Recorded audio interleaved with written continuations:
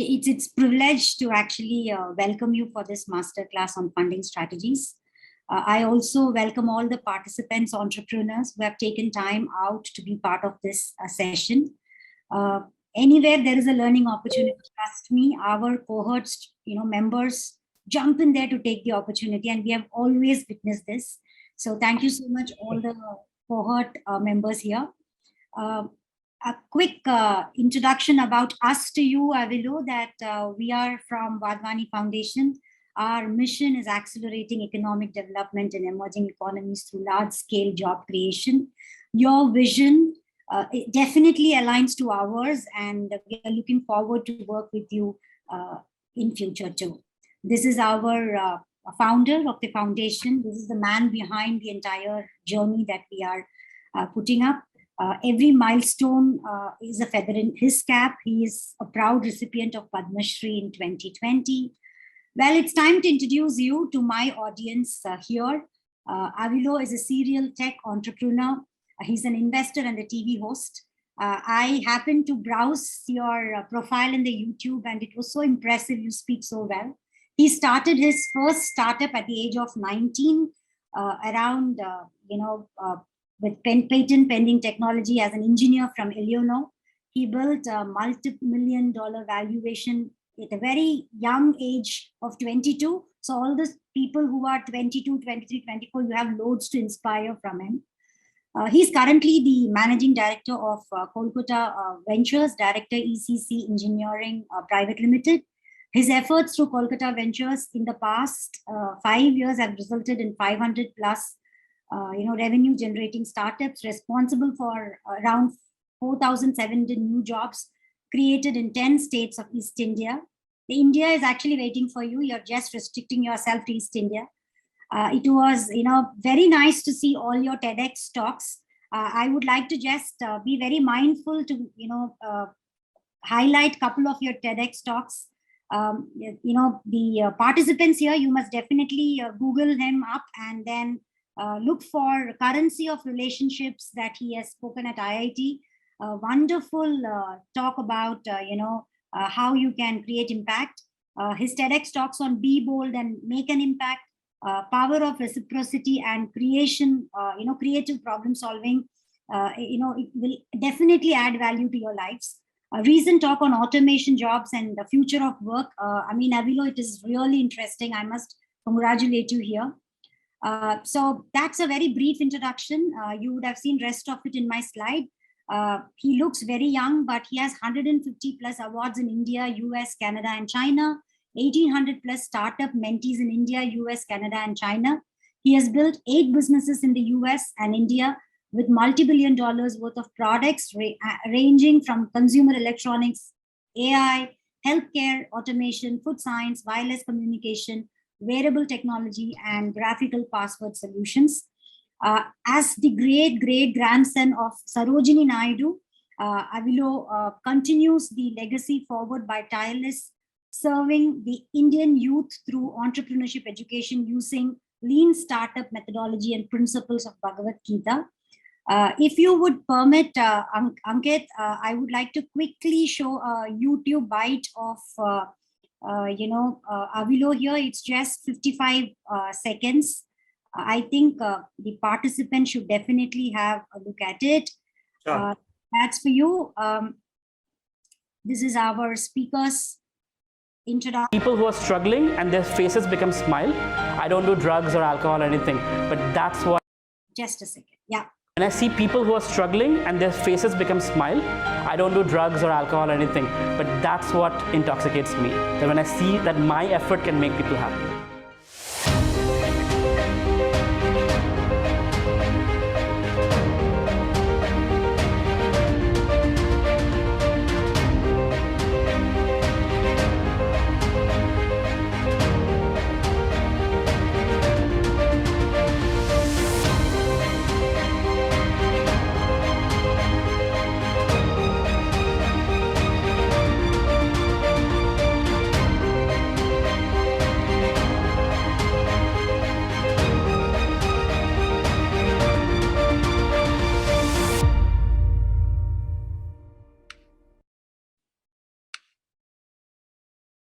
So thank you so much, Avilo, for being here with us. So today, the objective of this masterclass session is to understand the importance of funding strategy. A lot of you keep asking us this question: why should we have a funding plan in place? I'm sure that he's going to answer these questions to us. Where do you actually create your sources and uses of funds? He's going to help us map appropriate funding options with respect to your stage of startup. He's going to help us also explore the importance of funding plan in your pitch deck. With that, I hand over this session to our very own speaker, Avilo. You can take over right now. Thank you, Dr. Sujata. Very, very kind of you. Thank you for inviting me, Ankit. Very honored to be with all of you here. I'll quickly share my screen.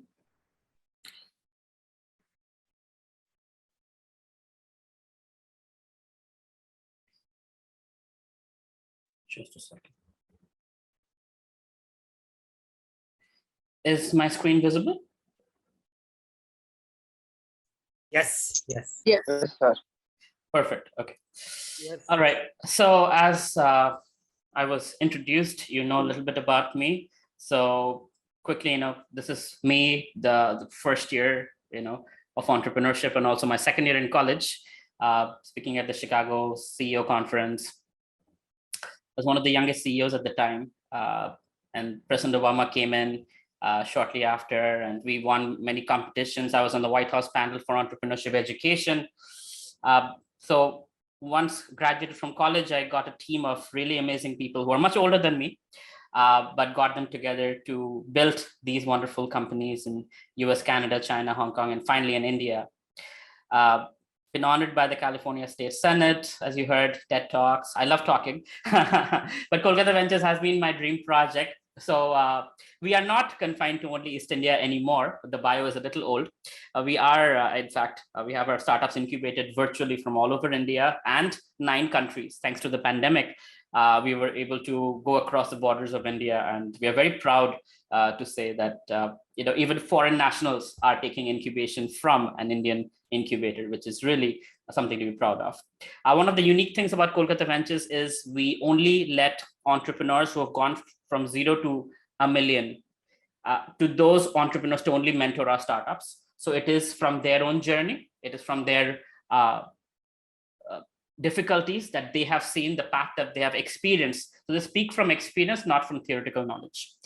That's what makes us kind of unique, because it's not motivational talks, it's not authors, it's people, real entrepreneurs helping budding entrepreneurs. These are already funded startups, rest are in the process.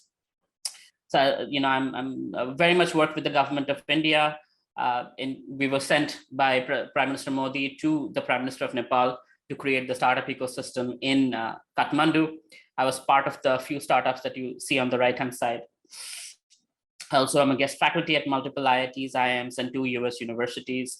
And what I'm going to share with you today, I've been on both sides of the table, raising money as well as investing money. So I'm going to give you both perspective, but from my experience, not from anything else, but what has worked for me and my incubated startups. Hopefully those same principles will work for you as well. So before we get started, I want you to do this quick exercise and share in the chat box where you name your company, where XYZ LLC is mentioned. Helps, the first dash is your target demographic. Helps who, for example, and the example below, you see Kolkata Ventures helps entrepreneurs. So who is your target demographic? It could be young urban professionals, it could be lawyers, it could be doctors, it could be whoever, right? But name of your company helps target audience to whatever the value proposition you have, the value you create for these people in the target audience, and by what method. So I'll give you a couple of minutes. Please just fill out this, because not only this will help me understand who you are, but it will also help you put this on your pitch deck when you're writing your solutions slide. The chat section, if you can quickly, if you can just put this in this format. I kid you not, helps kids, teens become more aware by providing a safe space for them to read and watch simple content. Okay. Sunbot's innovation helps blind, visually impaired improve quality of life by translating visual information into audio form. Oh, great. Okay. Platform that helps Gen Z to learn new skills and explore okay, domains. Okay, got it. Curati helps connect with professionals. Okay. Farmers to save water. 18-year-olds, 8 to 18-year-olds, cognitive skills. Wow. Employable resources. Okay, healthcare services. That's a little too long. Job school. Anil, talent, Spotify, employees retain recognition, SaaS platform. Okay, very cool, very cool. Okay, quite a wide array. Keep it coming. I will take a look at it, but while you're writing this, I'll also move on just to honor our time. So first, I'm supposed to be talking about the importance of creating a funding strategy. Not only the importance, but we'll also talk about the funding strategy, how to derive it, where to get it from. So let's say you want to have a revenue goal in the next 12 months of $1 million. Let's just put it at $1 million. So there are various ways of looking at it. You can break it down into how many products do you have to sell at what price to how many people. Or if it's a subscription, in 12 months, how much subscription you have to sell to how many people, just to give you a brief kind of understanding that this is breaking down the revenue goal into something tangible, right? So this is where the basis is of the funding strategy, like how much money to raise, right? This is where you kind of start figuring it out. So if you decide, okay, I'm going to sell $17 a month subscription to 5,000 people in 12 months, if that is your goal, then you have to figure out what kind of team you need to execute that goal, right? And so based on that, you create the organizational structure. Here's an example of organizational structure. Like now you might be having the same guy doing analytics, UI, UX, CTO, I don't know, because startups tend to do that, and that's fine, right? But at least you should know what roles are there and how, what kind of people you need, what kind of roles you need to get to the goal, the revenue goal. Now, obviously, to get these people on board, some might be just equity founders and co-founders, but the rest might need some salary. So you need to pay them, right? And that's where you come to some financial understanding. Okay, this is what the salary looks like. This is what the marketing looks like to get to that number of 5,000, people buying $17 a month. I will need to have these many people. I'll have to have this much money allocated for fundraising, for marketing, and etc. Right? So create sources and uses of funds. So generally speaking, the sources of funds tend to be this, right? It's people generally start from their personal savings, credit cards, friends, family, and then comes venture capital, angel investors, and banks and others are much lower on the rung, right? Crowdfunding is definitely something that is prevalent in the US. and India, it's not so popular for startups, although some people are working on it. Money has many names, you should understand. And when this mic is on. So money has many names. One is definitely cash. And we all wish we had more cash at any given time, whether you're making $1 billion or a few $1,000s. But the point is, there's cash, but there's also credit, right? That is available not just through credit card, but also through various government schemes and whatnot. And most of you are incubated by incubators. So you must be understanding that what are those credit facilities that are available to you. Now, as a digital startup, it's not easy to get credit facility. So maybe it extends only up to your credit card. Now, when it comes to other kinds of funding, it could be even leverage. That means the currency of relationship. The thing that you just heard about my first step. We need to do something about people not being able to unmute themselves. Okay, I'm removing that ability. You can't unmute yourself unless we get to the Q&A part. All right, so there is cash, there is credit, and then there is what is called the currency of relationship or favors, the favor economics, right? If you watch Suits or if you've watched House of Cards, you will see how people do help each other at one point, and they help each other back. So I'll give you an example. So when I was filing for my patent back in 2009, it was literally 7 days before my final exams for my 4th year in college. And my patent attorney is like, Avello, I need $18,000 to file for your patent. And unless you do it, you will not be able to file it. Deadline is approaching. And I was like, well, I have to take my exams or else I won't graduate. I'll be kicked out of the country because my visa will be invalid. I can't drop out, right? 2 is I don't have the money to pay you $18,000 and I don't know what to do. And he's like, okay, no worries. I will pay for it. I will take care of the patenting. You pay me when you want to. And this is 2009, when the economy was horrible, people were losing jobs, and his legal associates were like, are you crazy? Why would you do that to a completely, idea stage startup? He said, I believe in this, guys. And John did apply for the patent and everything else. In around a year or so, we got funding and we paid off John. And till date, I have given John at least $500,000 worth of customer referrals, that he has made money just because he helped me at that particular time when I had no help, right? For the rest of my life, I will continue to be grateful to him and help him. And that's how business works. Like a lot of the things is you don't have things, but somebody helps you and then you help them back. And that is very, very powerful, and it is monetizable. Somebody opens up a door, connects you to an investor. Just to give an example, one of our invested startups that was, we had a co-investor who was a mentor of Vijay Shekhar Sharma of Paytm. And this gentleman, but just because he had that close relationship with Vijay Shekhar Sharma, he just having tea one day and he said, hey, Vijay, would you like to take a look at this startup? They're kind of struggling, but they're high potential and we have invested in them. Vijay said, okay, I'll buy them out. And according to the newspapers, Vijay bought it out for $20 million. Just because it was literally a week, it was bought out for, it was not $20 million. In the newspapers, it came out as 20 million. It was much less than that.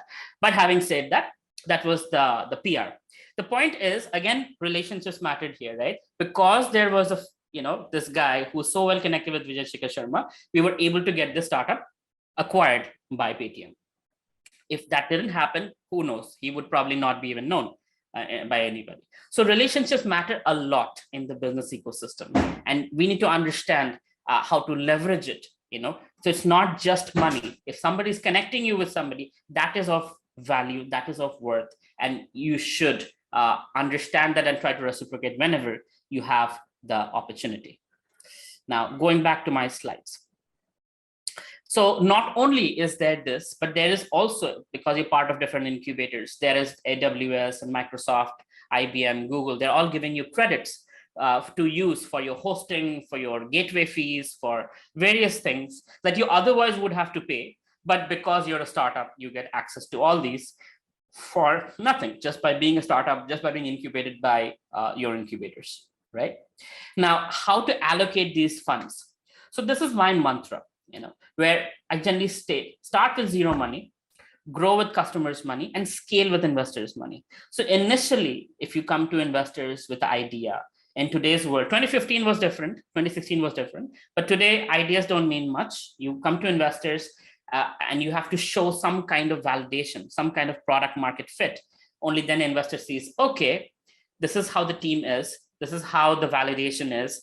If I invest today, chances are in the next 3 years, my X can become 20X. Makes sense, let me invest, or not, right? If you are at the idea stage, there is no history. There is no background. I mean, there might be your personal history, but it's difficult for an investor to invest at the idea stage. So what I understand from Dr. Sujata is that most of you are prototyping stage, MVP stage. So that's good. Now, this is where you start building your traction, right? Growing with customers' money. Either you make revenue or you show some kind of activity where customers are or users are coming back, they're referring, they have monthly active users, something to showcase initial success. that your product is solving the problem of your target market, and people keep coming back because even though you're not perfect, the problem is so dire that people are willing to come back, for the solution, right? And that is a good indication for an investor to look at it more thoroughly, more deeply into what you're doing, because there is potential that you will grow, right? And I will go into the matrices shortly of what are those matrices that the investors look into when investing and valuing your company. All right. Going back to my slides.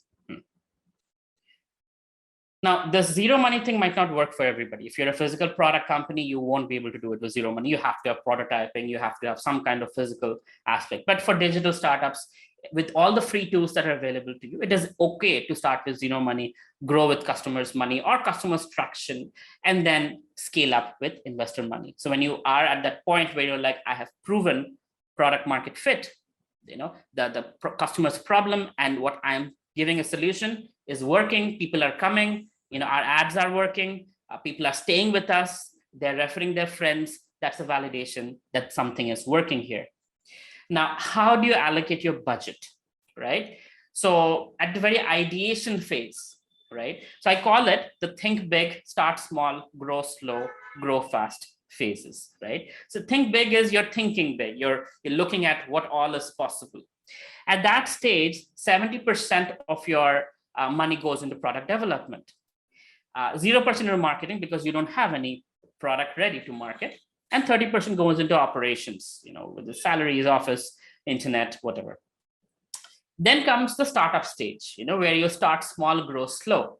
Finally, you're able to get some customers. So 50% goes into product development, 40% goes into marketing, and 10% goes into operations. You have to keep in mind, operations always stays low. The number will grow, right? The 10% at the startup stage is much bigger than the ideation stage, or the 10% at the scale-up stage is much bigger than the startup or ideation stage. Having said that, to be an efficient company, you have to keep your operations as low as possible. No flying business class yet, right?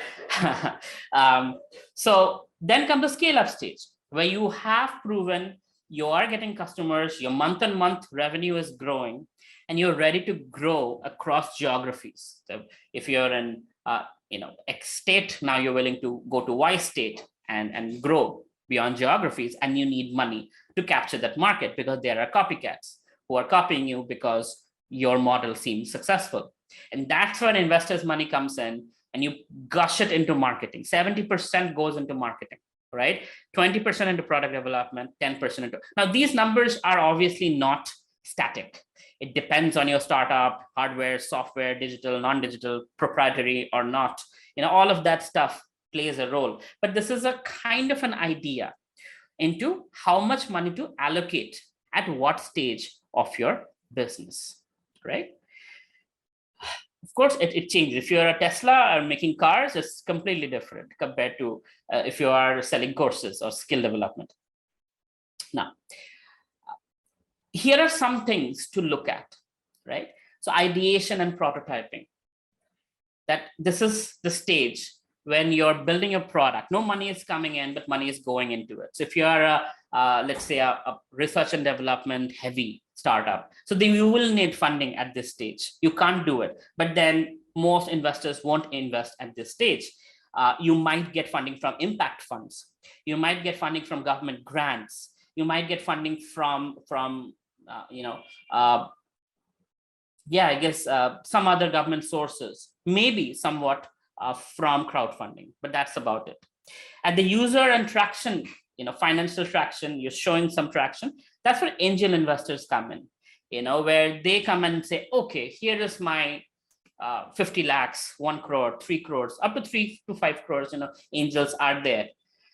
Then when you're showing month-on-month growth, good traction, that's where venture capitalists come in, broadly speaking. Of course, if you are a second-time entrepreneur or a third-time entrepreneur, you can get funding at the prototyping ideation stage, right? People trust you because you've built successfully, sold successfully. Sure, if you're a first-time entrepreneur, then you need to be at this stage or this stage to think about funding.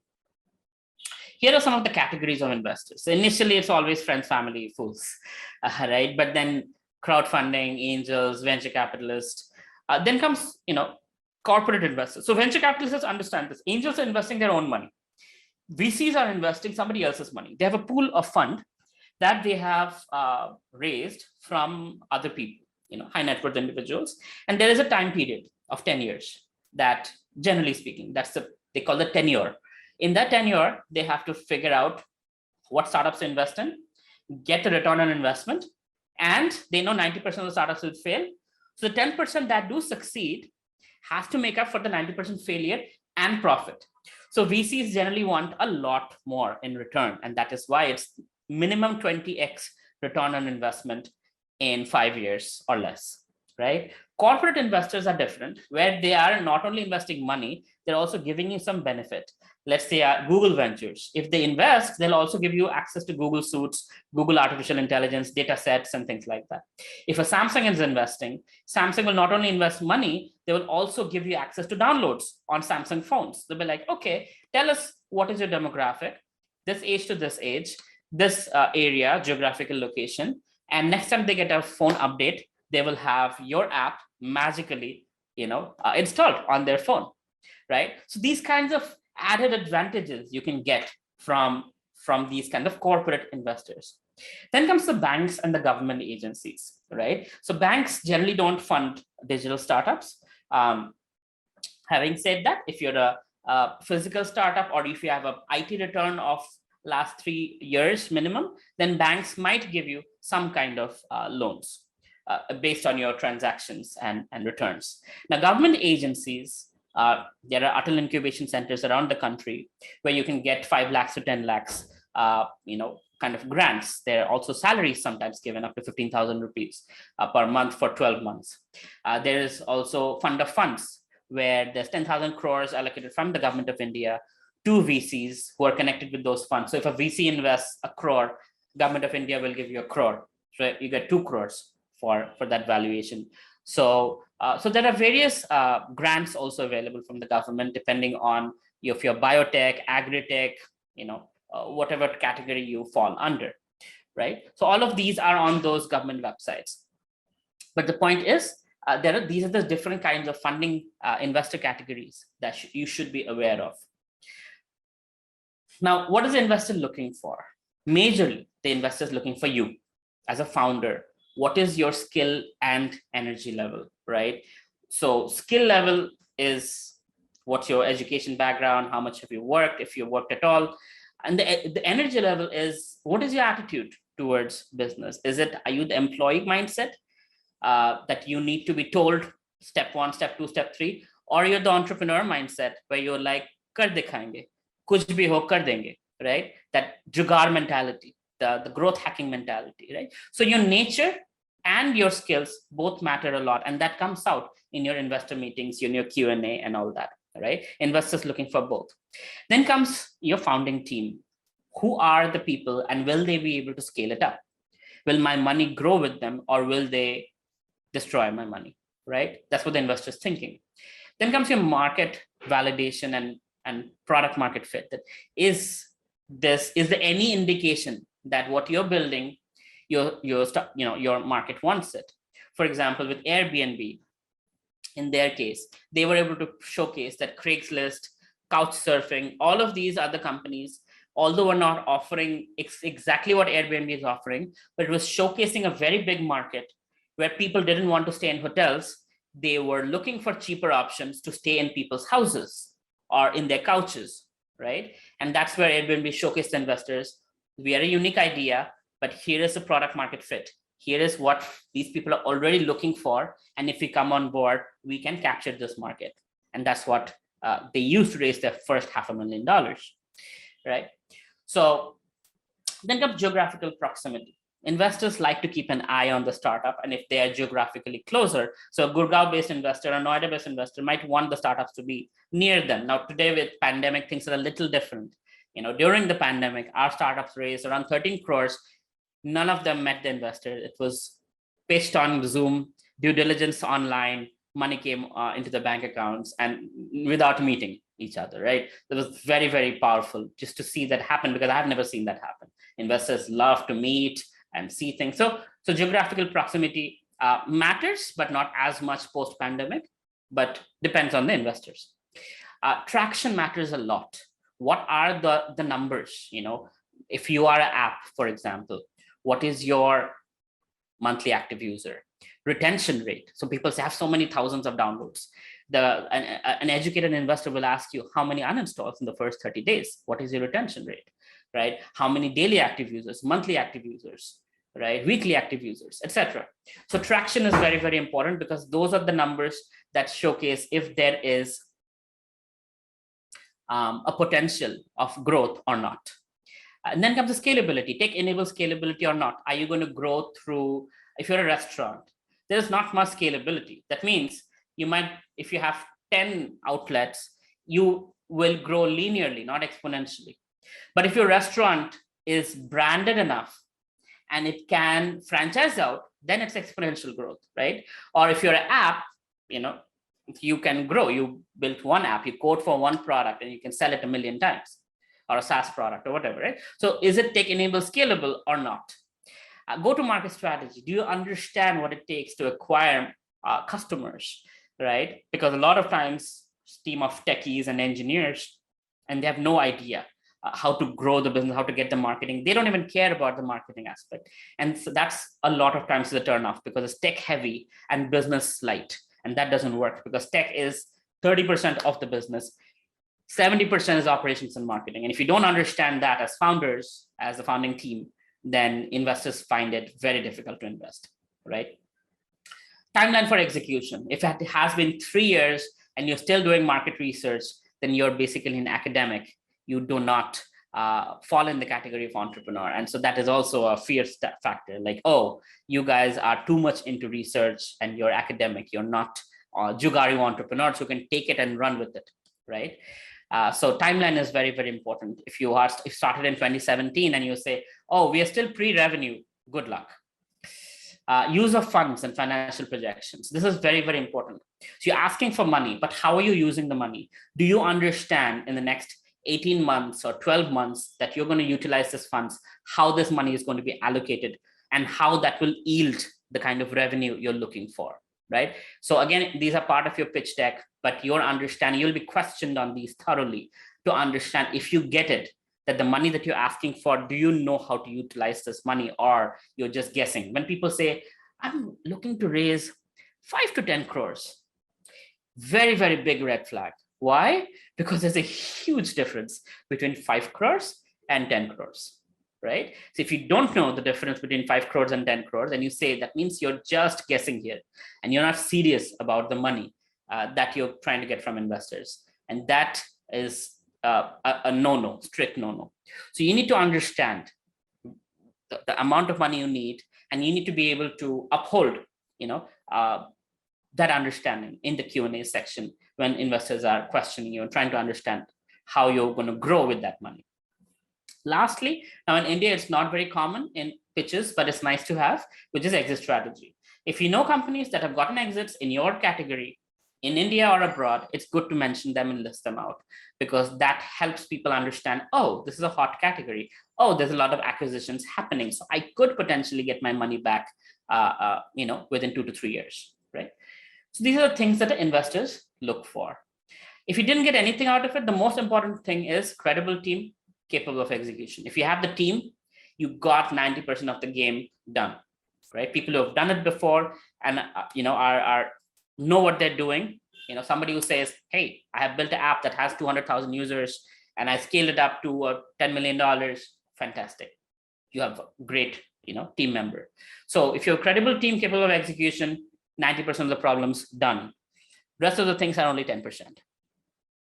Here are the matrices you should be aware of, right? Investors very happy, like, okay, great company, great team. We want to see, now we want to look under the microscope what you look like. So these are the things you should be aware of. Even if you're techie, you should know these names. It's not okay to say, I don't know what an ARR, MRR is, or DAU is, or GMV is. You need to know these things. So take a screenshot, Google them, and be aware of them and have the answer for it. know what these numbers are in your business if you are in that phase. If you're not, it's okay to say, we're not at that phase yet. We don't know. We'll get there when we get there, right? Investors say no 95% of the times, and here is why. It's generally because the team is weak, right? The ability, the ethics, if they lie, or the nature, kind of employee mindset, not the employer mindset. They're looking at time. Oh, I can only work on weekends. Oh, only part-time. Oh, this is just a side project. This is a hobby. Oh, this is, if it works out, great. If not, I'll keep my job. All of that shows it's a weak team. There's not much motivation or commitment. Industry alignment. Sometimes investors not from your industry, they don't understand exactly what you're talking about. You're talking about NFTs and blockchain to a guy who's from building carpentry kind of products. Good luck. They won't get it, right? No barrier to entry. Sometimes you're doing the obvious, which an investor can be like, hey, I can just put in the money in my team and we can do it. They can just copy it and go from there. And investors do steal ideas sometimes. Don't be surprised when that happens. I have seen personally happen even in the US, what to speak of India. Investors have the designers, they have the developers, they have the tech team, they have the accounting, they have the lawyers, they have everything. A lot of times they can, if you don't have a barrier to entry, that means your idea is too easy to replicate, too easy to copy. It might be easier for them to invest in their own team than invest in your company and grow it. Stage of business, if you are at idea stage and the investor invests only at post-revenue stage, you're not the right fit. Too high a valuation, which happens all the time. Do not mention your valuation on your pitch deck, because if it is too high or too low, either way, the guy is going to be like, hey, they don't understand it, or I'm not the right person for them. Moving on. It's easy for them to say no to you, right? Too good to be true. Sometimes it is too good to be true, but it might be real, but you have to give facts and figures, back it up with truths, with evidence. Legal issues, sometimes technically it works, but legally it doesn't, right? One of the startups, they were dealing with some kind of gaming that had a little bit of gambling aspect. Now in the state of West Bengal, that is considered a game of skill, but all over India, other states, it is considered game of luck.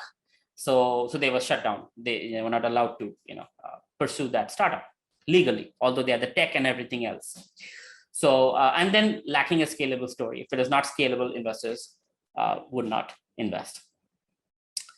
Pitching, there are various ways of pitching. Elevator pitch is like 90 seconds, 5-minute pitch, generally in different business plan competitions.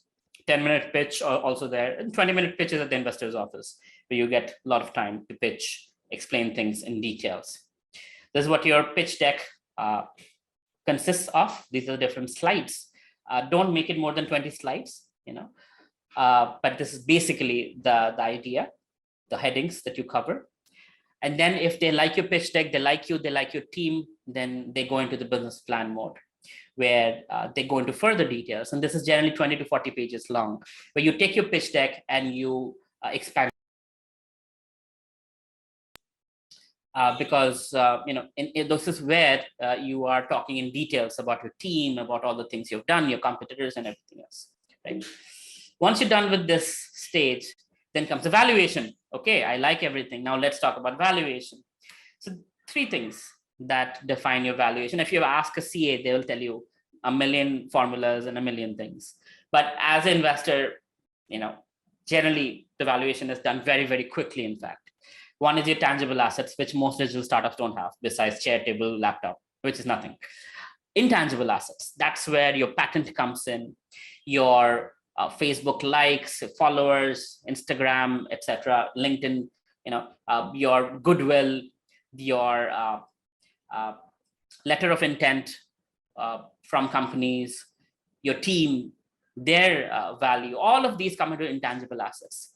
And then comes cash flow. If you have a cash flow, let's say of $1 million, your company is going to get valued based on that 5x to 10x. So 5 million to 10 million if your cash flow is $1 million, right? Plus the intangible assets. And if there's any tangible asset, that as well. So this is a generic way of quickly coming to evaluation. Now, it is anybody's guess. Please don't think there is any science to it, right? Again, the CAs will tell you there is a whole science to it. But generally, when an investor and entrepreneur is negotiating, it is generally gut feeling that I think you're worth 5 crores. And the entrepreneur says, no, no, no, we are worth 7 crores. And then you finally go back and forth and you close the deal at 6.5 crores, right? So both parties are happy and there is some middle ground. But there is actually not much science to it. It is tangible, intangible assets and cash flow. Generally, if the cash flow is there, it is much easier to value it. Otherwise, people are just going with your number of users, your goodwill, your social media reach, your own background, your time that you've put in, the intellectual property and everything else, right? Website traffic, all of that stuff. Cash flow really helps give it more tangibility. And lastly, think big, start small, grow slow, then grow really fast, right? So at the ideation stage, like I said, you think really big, but then you figure out with the resources you have, how do you start quickly and get to revenue? When I start a startup, generally I try to go to revenue within the first 30 days, right? Making it absolutely lean, thin, and go from zero to revenue, because then I have some confidence that, it's not just me, my customers actually are believing in what I'm trying to solve here. So there is some value here. It's not my ego speaking. And then I will figure out the grow slow part, where we bring in the team, we slowly start growth hacking, make mistakes, don't repeat the mistakes. And then when we know this is really working, this has huge potential, then we bring in the outside investors and then grow really, really fast, take over market share, right? That's the idea here. Think big, start small, grow slow, and then grow really fast. So I'll end here and let me quickly see if you guys have any questions. And I think Professor Sujata will be managing this part. So I'll hand over to her. Thank you so much. It was lovely listening to you. I mean, I can see a lot of hands there. So I think they can unmute themselves and then quickly ask their questions if you would permit. So I have Yashwant here. So Yashwant, to you, keep your question short, sweet, and don't ask too many questions together. Keep one question so that others can also ask. Yes, Yashwant. You're not able to unmute, just a second.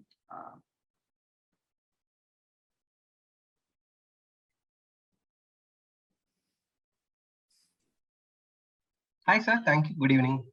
Hi, good evening. Sir, thank you for the good presentation. I've got a lot of clarity. Firstly, with Vajwani, I've already been getting a lot of guidance towards entrepreneurship. I'm part of a B school. That's a small introduction about me. I'm working on a startup. Which B school are you at? Masters Union School of Business, Gurgaon. Okay.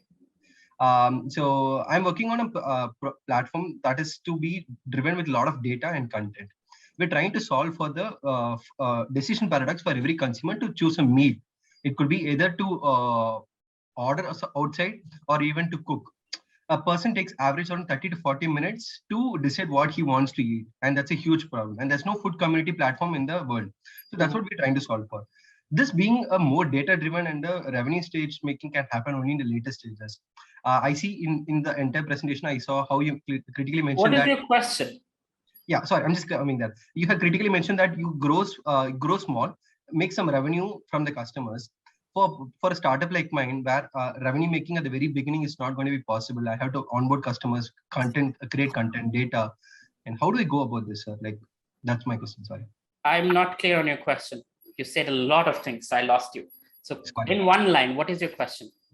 If I have a platform which will make revenue in the later stages, where data content is what is in the first stages, how do I deal with this if I'm not able to make revenue at the very beginning?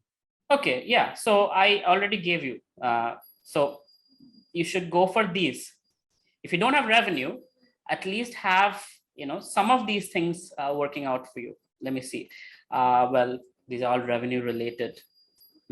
Well, but the MAU part, at least you can do, right? Okay. Right, monthly active users, daily active users. Then on top of that, you can also look at how much time they're spending. Are they bringing in referrals? Are they bringing in other people? So how long are they staying with you?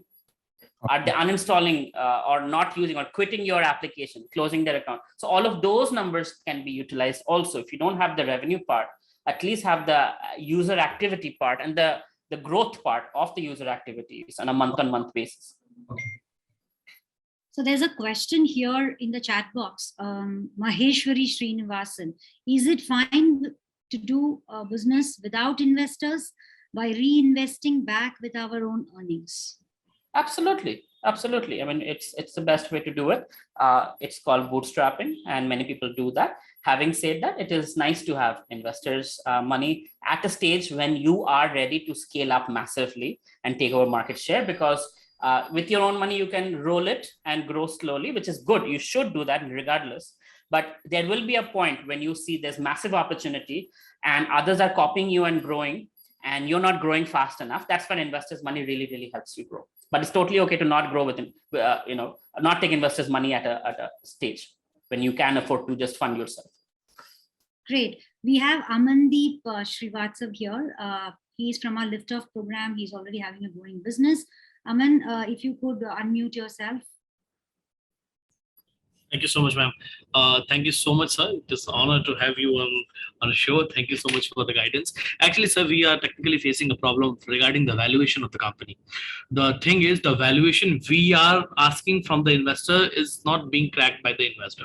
We are at a revenue of 1.1 CR till now and seeking a valuation of near about 106 CR. So how to convince the investor on this part? We are having the patents also. We are having a good team too. Working from. But if you're making 1 crore, how can you expect 100 CR valuation? So can we have a valuation difference? The investor, the traction pipeline is quite good in coming that next. Is okay. That is okay, but it is expecting 100x on your cash flow is stretching it a bit too far, and no sane investor will agree to that. Okay. Just think for yourself.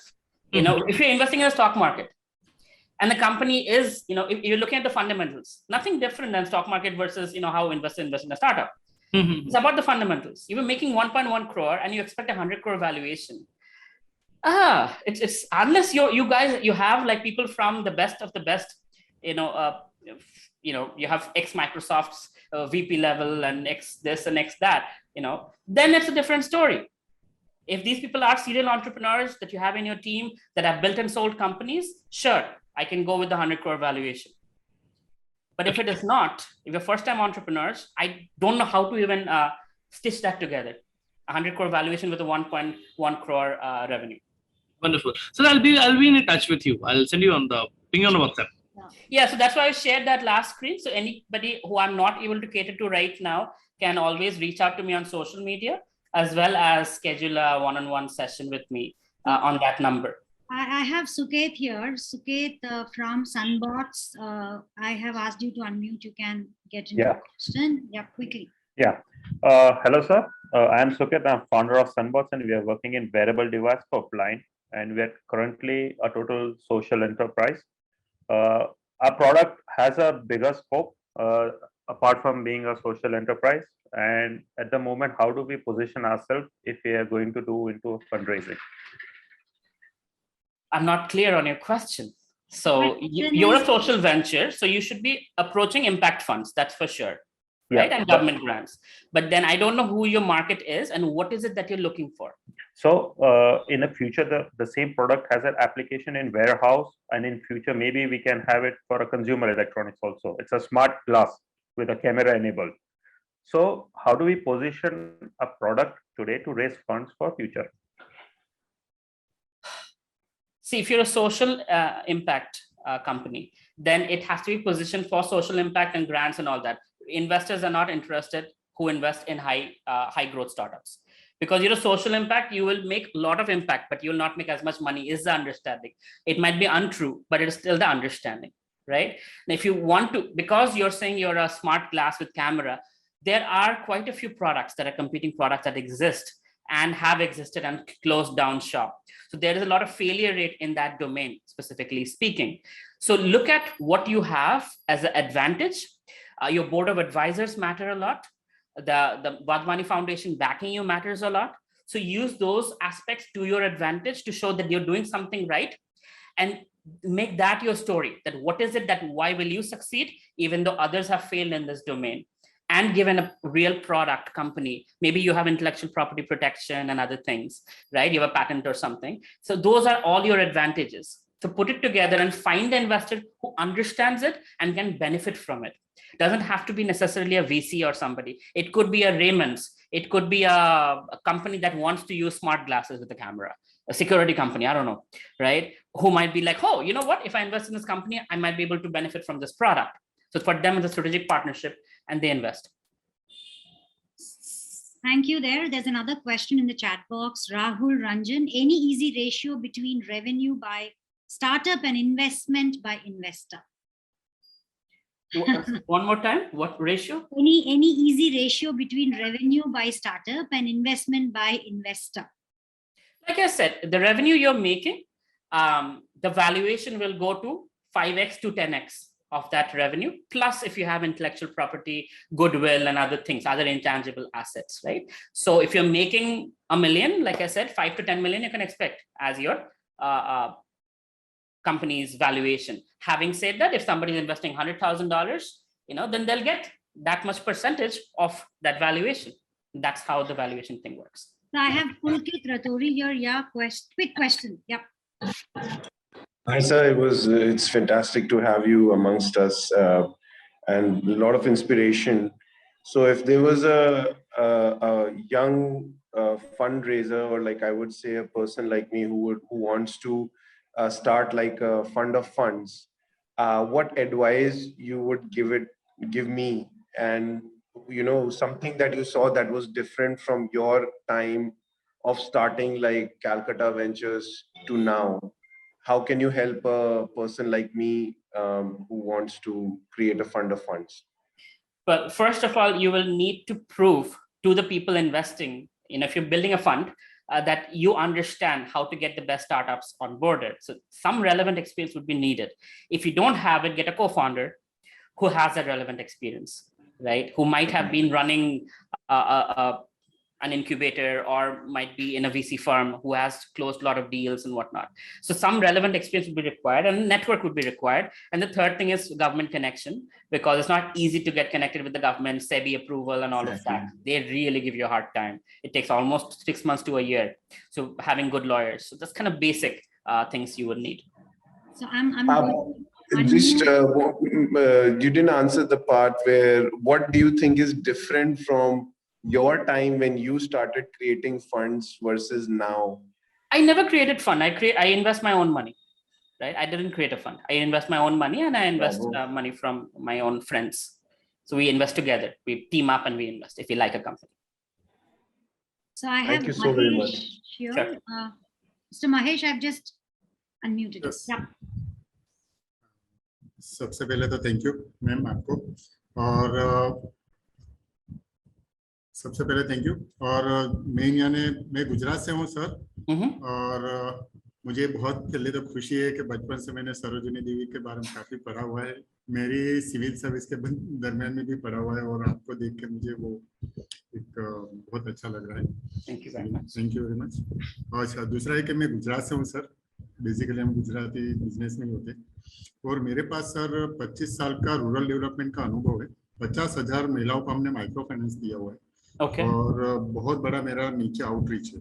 1 साल से मैं कुछ एक procurement की services start की हुई है, और मॉडल 10-20 फार्मर से किया है, वो सक्सेसफुल हुआ। और मेरी आज की तारीख में भी आउटरीच है कि मैं 10,000 फार्मर्स को ई प्रोक्योरमेंट के साथ में एक ही साल में जोड़ सकता हूँ, इतना वो मेरे में है नेटवर्क। क्योंकि मैंने 3 बैंकों के साथ 3 स्टेट में और बहुत बड़े पैमाने पे हम लोग ने नेटवर्क बना के दिया है बिजनेस कॉरस्पोंडेंट, तो वो मैं भी कर सकता हूँ। और मैं एक नया कॉन्सेप्ट से आया हूँ कि फार्मर्स के साथ भी बहुत बड़ी चीटिंग होती है, तो वो प्रॉब्लम उनका सॉल्व करना है ई प्रोक्योरमेंट टेक्नोलॉजी से।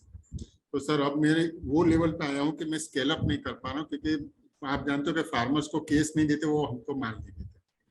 और वहाँ, और दूसरा है कि उसको डायरेक्ट हम ऑर्गेनाइज जो सप्लाई चेन है, जो आज की तारीख में बहुत ही स्पीड से आगे बढ़ रही है सभी चीज, तो हम सोच रहे हैं कि उनको डायरेक्ट ऑर्गेनाइज सप्लाई चेन के साथ जुड़े ई प्रोक्योरमेंट से, हमारी सर्विस से। तो वहाँ मैं जो एक समझ तो रहा हूँ आपका क्वेश्चन है कि ग्रोथ के लिए, हाँ, so I'll quickly तो वहाँ answer scale that. up नहीं Strategic हुआ। partnership, एक एनजीओ ऐसा जो कंपनी हो, एनजीओ हो, जो भी हो, जिसके पास बहुत सारे फार्मर्स है और वो जो तो मेरे trust पास ही factor- है सर। सर मेरे खुद के पास है, मुझे सिर्फ फंड के लिए ही अटका। अच्छा, आपको फंड्स चाहिए तो आपको सो आप मुझे कनेक्ट कीजिए, मैंने आपको अभी अभी लिंक्डइन में ऐड कर लिया, so you connect with me, I will connect you with some impact funds that can help you grow. और यानी मैं सर मैं इतना कह सकता हूँ कि मैं 2 दिन पहले एक प्राइम मिनिस्टर का जो स्टार्टअप के थे तो एक सीईओ थे, तो वो बोल रहे थे उन्होंने 2016 में स्टार्ट किए, आज 4-5 साल में उन्होंने 10,000 फार्मर किए। वो मेरी कैपेसिटी के 1 साल में कर सकते हैं। Fantastic. Fantastic. I'll be happy to connect you with some impact funds. Agilo, if you would permit, can I take a couple of questions more? Yeah, please go ahead. So many hands up, but still. Yes, yes. Arvindan, you are in the queue for a long time, so there's a request, just keep your questions straight and short, sweet. Arvindan, to you.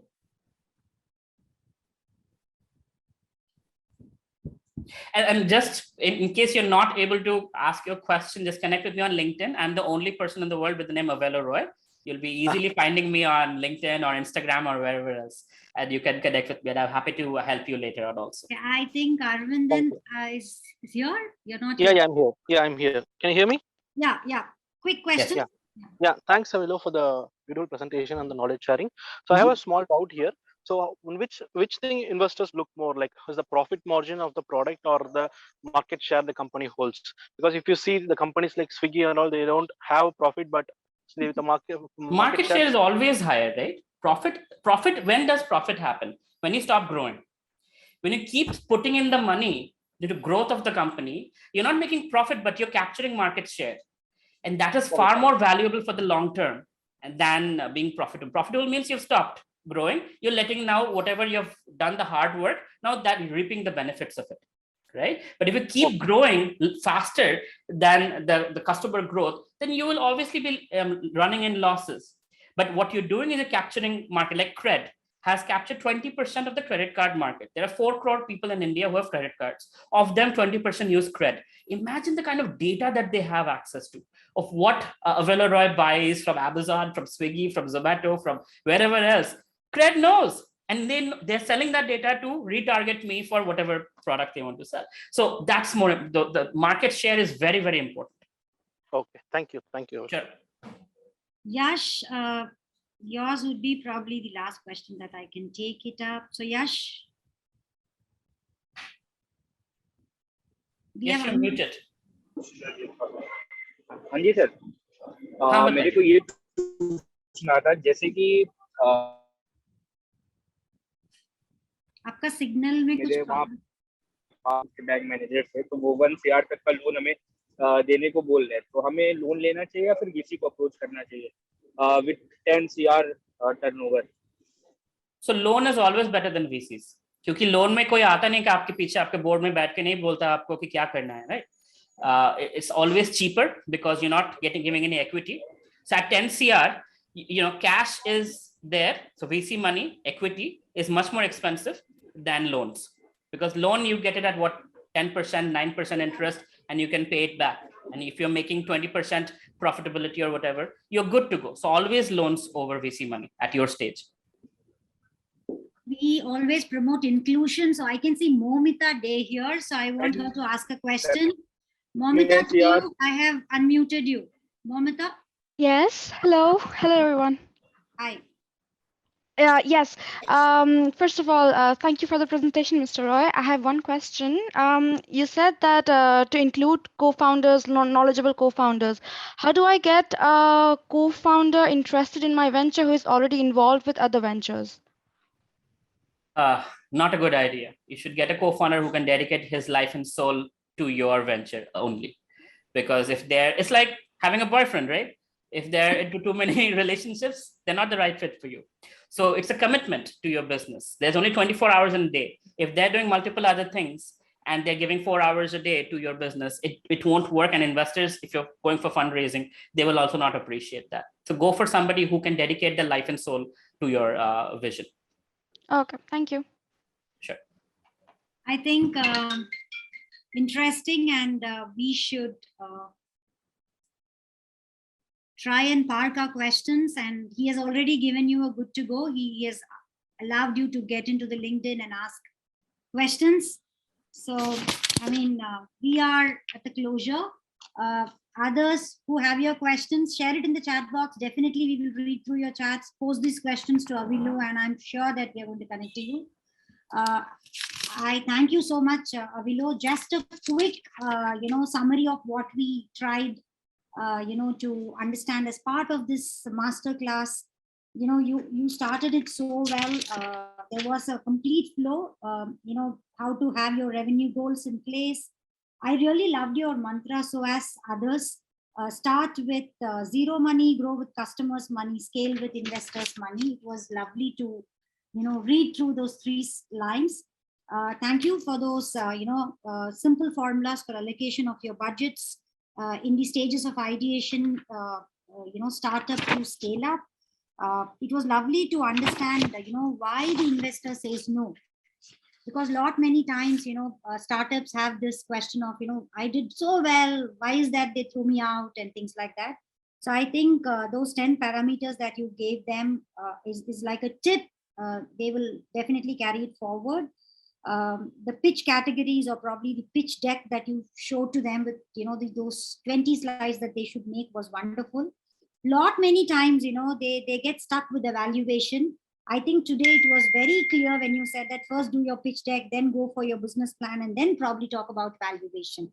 And in the valuation, you made it so simple, telling them that, tangible assets, intangible assets, and cash flow. Lot of them sit with a spreadsheet and then, break their head. I have seen them asking so many questions in valuation. I think today it was like a, resort for them to understand it so quickly. Thank you once again. We are hoping that we are going to work together in future also. Thank you, Ankit. If you're here, I should definitely invite Ankit again, because it was all his efforts he brought you here. Shubhrata is our regional manager from your region. I'm sure that he will connect with you, and he has already given a smile there. Thank you, Amit. He's also our head in the Northern and Central India. There are a lot of regional managers who have joined to hear you. So with that, I thank you on behalf of our cohort. A quick photograph, Avilo. It's just a tradition from our side. Yeah. All of you switch on your cameras. Whoever can come in the screen, we will take a quick, snapshot of the screen. So may I request my cohort members to quickly switch on your cameras, and that will enable us to, take a photograph of it. May I request Aishwarya, if you're here, just take a snapshot, or Shubhosa, please take a snapshot. My screen is, yeah. Thank you.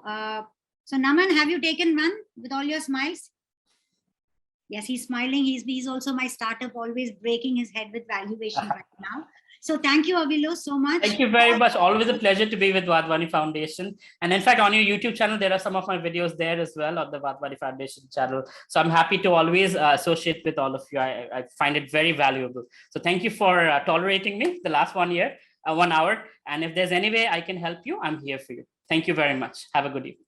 There are emoticons. You can share your emojis for him. He's watching. And round of applause. Thank you very much. It was short, but really, really valuable. Thank you so much. Take care. Yeah, we close your session. Thank you. Shiva, we can actually close the session. Thank you.